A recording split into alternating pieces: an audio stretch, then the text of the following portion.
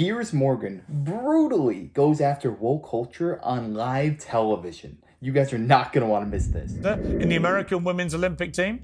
Yes. Okay, you would Yes. let Floyd Mayweather compete as a boxer in the women's American boxing team? Yeah, you of are course a you have to be, complete like, the and utter heavyweight, no. lunatic. Piers Morgan, one of the most recognizable faces in the media, has had enough of woke culture. Recently, he has consistently been seen going after the woke media in countless interviews and podcasts. In this video, we will examine moments in which Piers Morgan destroyed woke culture in complete verbal beatdowns on live TV. The rainbow flag has been hoisted over London's Regent Street in place of Union Jack and draped from the White House balcony in place of a star-spangled banner, which has sparked quite a backlash in the States. Have we gone rainbow crazy, or is Pride Month more important than patriotism? Piers is very clear on his stand against the over-the-top and forceful methods of the LGBTQ, and he doesn't hold back on letting everyone know how he feels. I'm not triggered by a rainbow flag. I'm triggered by the fact that everywhere I go for a calendar month, everything has to be a rainbow flag. Piers' frustration is his inability to handle the total erosion of mainstream media with woke antics, and his host didn't have it either. Well, I'm triggered that everywhere I go for the entire year, everything has to be straight. Why is straight Where's everywhere? my straight flag? Why am I constantly Where getting is my straight Why flag? are straight people holding hands in the When have street? you ever seen a straight flag? Why has Mickey Mouse got a Tell me girlfriend? one straight flag Why are hanging you right now pushing- anywhere in the world. Why are straight people Where pushing is the straight flag? identity Where's the onto straight me? flag? Everywhere. Where's my straight flag? It's everywhere. It's never been a Piers. straight flag. You're a straight flag. It seems that Piers Morgan has had enough of the LGBTQ community getting so much coverage and is still demanding more attention. Next, we have this famous interview where Piers Morgan, for the first time in history, decided to reveal his new gender identity to the whole world. Why can't I identify as a black lesbian? Well, firstly, I mean, it was. I'm serious. I'm serious. If I can identify as anything without any need to prove I'm actually what that is, why can't I on International Women's Day say I'm Piers Morgan, I'm a black lesbian? Looking back at what led Piers Morgan to identify as nothing else but a black lesbian, we see at the beginning of the interview where his woke guest gave a logic that didn't sit well with Piers Morgan. It's not an easy thing to do, to go out into Actually, the it's world. incredibly It's very easy. Incredibly easy. You might think it's easy to say, but to decide to do that, to say What this does is doing who, it involve? whatever that person decides. Apparently, Piers got the idea that according to the woke ideologies, the fact that it's difficult to identify as anything unusual makes it okay to choose any identity at any time from among the over 100 genders available. Is it limitless, this self-identity? It's not totally limitless. What's the so limit? when you're talking about International Women's Day, I don't know why we take the conversation around International Women's Day and make it about this. Piers also stressed the danger in men identifying as women, especially in cases where they take advantage of this gender identification to get placed in female prisons, using the justice system for their own gains. We've literally just seen a male rapist use that scam to get himself put into a female prison where he could attack vulnerable women inside a female prison, when even his ex-wife said it was all a scam. If there's zero limits on what you can call yourself, we don't live in a society anymore. We live in a fairy tale land that just is not real. I'm gonna call myself a pink elephant, and if you call me anything else, you belong in jail. That's a hate crime. Even though biologically you are 100% correct, you hurt my feelings, so I'm not gonna take that. What type of backward society is this? And in terms of going into a woman's prison if you were born a man, that is just as daft as it can be. Because if you committed a sexual assault and you go to a men's jail, the other male prisoners are going to target you because you are kind of scum of the earth. But if that person decided to go into a women's prison, they're just going to do more of the same. They're going to get away with all this nonsense, and they will never have to face backlash for their actions. How ignorant do these people have to be to not see that as a possibility? My response was to say, well, if it's limitless, why can't I then say whatever I want to say? And you say immediately, as I knew you would, well, that's ridiculous. But my point is, you were being ridiculous. How many genders are there? 2. There are 2 genders. Oh. Wow, so you don't believe in transgenders at all?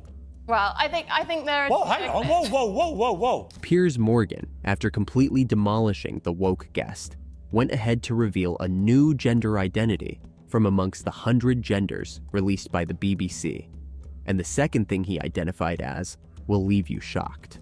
But it is difficult, but I think making... But it's not difficult until you make it difficult. You see, the BBC has done teaching videos to 11 and 12-year-olds where they say there are 100 genders. One of them was astrogender, which is an affinity with the stars and the galaxy. My response to that on the last show I did was to say, well, in that case, I identify as a two-spirit penguin. I was then told I was being ridiculous, but I made the same point. The ridiculousness is the BBC teaching kids there are 100 genders. There aren't. Next up is Piers Morgan boldly defending J.K. Rowling, who the trans mob was targeted because of a rumor about her new book being supposedly transphobic and hence warranting death threats and online cancellation. Which goes into great detail, which means that actually all the premise for why she has to be RIP'd is actually based on a complete load of nonsense. Piers took this issue very seriously, probably because he was a fan of J.K. Rowling, and also because he too has been a victim of cancel culture.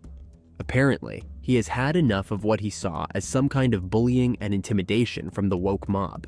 And all those who have been contributing to the RIP J.K. Rowling, they're the ones that want her dead, cancelled, shamed, vilified, finished for writing a novel that none of you have read. Piers Morgan was particularly angered by the death threats being directed at J.K. Rowling. During the interview, Piers mentioned many times how he read Nick Cowan's review of the book and pointed out that even the guest who was brought to defend the trans activist has taken the time to read the book. And neither have you, so you can't be sure of that. I've read And a the very truth- lengthy review here which completely repudiates the whole point of your position. Let me bring in George Galloway. George, this is the problem here, isn't it? This cancel culture. Piers has always matched the energies of his woke guests. But in this next interview with an advocate of plant-based diets and veganism, Piers Morgan showed us a petty side that many doubted he had in him. I don't like vegans very much. I don't think any of you look very healthy. I'm not surprised by that. Yeah, I think you all look pretty pasty-faced and unhealthy to me. But that's your choice. Piers began the interview on a very strong note.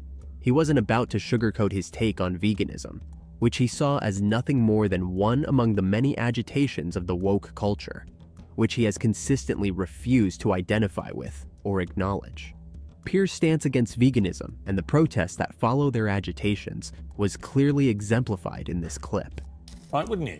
You'll go nuts if I came running into your little vegan hellholes and began screaming abuse. You'd all throw your toys out the pram, as you do on a daily basis. It seems that the leftist movement is trying to distance themselves from what has worked for human beings for thousands and thousands of years. Why do we have to have a million genders? Why do they want us to eat soy? Why do they not want us eating eggs, steaks, things that have kept the human race going for thousands of years? Why all of a sudden are we changing on a dime? You look at somebody who is a vegan, and they do not look as healthy as somebody who eats steak. I don't think they look nearly as healthy. So why are they propagating this on the masses? I believe it's because they want all human beings to be weaker than we are now. Maybe it's for control, maybe it's for more power. All I know is they're pushing these lies, and millions of people are falling for it. Intentionally doing his best to annoy his vegan guest, but it was soon to get worse, as Piers had quite a few more tricks up his sleeves. What does it achieve? None of you make me want to change my mind. I just think, what annoying little squits. Honestly, I do. It's the same when you're chucking paint at Van Gogh paintings. It's the same when you're tying yourself to fuel pumps or hanging yourself on bridges and stopping people using Dartford Tunnel. It's all the same. Piers went on airing his views while leaving the vegans speechless. Everyone thought Piers Morgan was done demolishing this woke ideology, but it was at the close end of the interview he brought out the biggest tool in his arsenal. Won't need any of this gruel. Let's put that Fantastic. to one side, but I will have a bit of steak just to... You didn't solve that. You see, all you've achieved is you've made me want to do this. Just eat a That's lovely... absolutely fine. Piers had pulled this stunt multiple times before. Piers ensured he carried out every possible actions to infuriate an advocate of veganism. How does that persuade me, who already likes eating meat? Why are you going to persuade me by being a vandal? Don't get it. Yeah, I think we're in an incredibly difficult position at the moment because we've been... Why are you making it any easier? As usual, he started with questions, asking his vegan guest why the group feels the need to use vandalism and property destruction to air their views to the public. After that didn't seem to work, Piers went haywire and did what he was known for. It's total hypocrisy, isn't it? You don't care about bees being Will murdered? you let me speak, Piers? Huh? Will you let me speak? I'd really Why are like you to laughing? respond. It's not funny. I'd like to respond. Bees getting slaughtered and you giggling away like it doesn't matter whilst destroying buildings because you care so much about animals. Piers' utter disregard for the usual protocols on television sets him out as a menace. And this is the image he hopes that has gotten him cancelled, but it's obvious he doesn't care. At the tail of the interview, Piers goes ahead to pull out a Big Mac, which he bites down on right in front of his vegan guest. And my response to you destroying all these things is to have a Big Mac. Because you know what? It's a free country, it's a democracy, and I'm allowed to eat meat, and I'm certainly allowed to eat meat when someone who kills bees to feed their avocado habit, mine. Finally, we have this interview where Piers completely went on a rampage on the issue of woke ideology, especially on the topic of trans athletes competing in women's sports. This is an issue for Piers, who believes that it is unfair for biological women that have to compete against previously male-identifying trans men who have taken advantage of their biological physics to dominate women's sports and set probably unbeatable records. Floyd Mayweather compete as a boxer in the women's American boxing team. Yeah, You of are course a you have to be, complete like, the and utter heavyweight, lunatic. I completely agree Lunacy. I agree with Francesca, and I go They further. would Actually, have Piers, to you always transition. Morgan's heated remarks on the views of his trans activist guests were so brutal that they became iconic in the arguments against woke culture.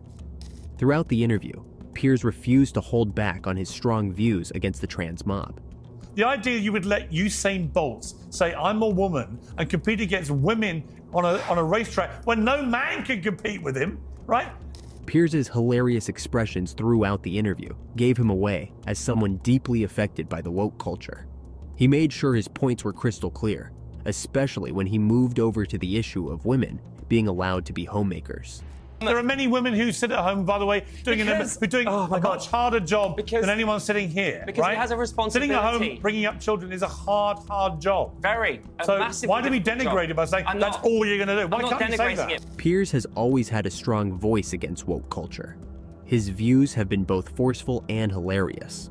But one thing that remains constant is the fact that his voice has consistently been heard on almost every issue that involves woke culture. Most people don't give a dang what you identify as. If you want to identify as a dragonfly, go right ahead. Just don't expect me to call you a dragonfly. That's all that people ask for. For anybody to sit here and think that it's fair and it's okay for someone who was born a man to compete against women in women's sports, they are fooling themselves, because men and women are built differently. Men are built stronger and they have higher bone density than women. This is a scientific fact. It cannot be disputed. My question is, why is it when a man transitions to a woman and competes against women in women's sports, they don't just beat the women in the women's sports, they dominate? For example, there's an instance where there were female swimmers, and in order to increase your time by 1/10 of a second, that is a colossal achievement.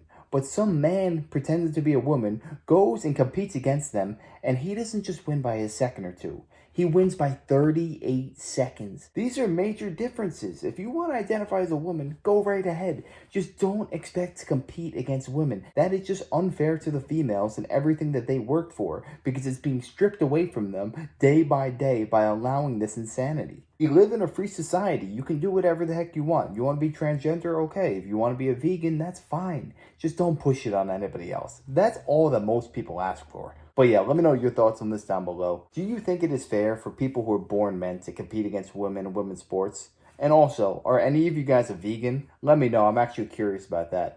And if you enjoyed, make sure to smash that like, comment, subscribe, and wish you guys nothing but the best. Till next time.